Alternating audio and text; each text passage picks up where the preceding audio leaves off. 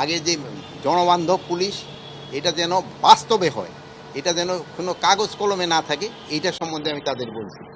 Plus এই থানা পর্যায়ে যে লোকজন যে অনেক সময় তারা বিভিন্ন কাজের জন্য গিয়া তারা কিন্তু অনেক সময় তাদের যে সমস্যাটা ওইটা সমাধান করতে পারে না, বাট সব সমাধান সম্ভবও নয়। বাট তাদের যেন একটা পেশেন্ট হিয়ারিং দেওয়া হয়, তাদের কাজগুলি কিভাবে সমস্যা করা যায় ওইটা বলা হয়েছে।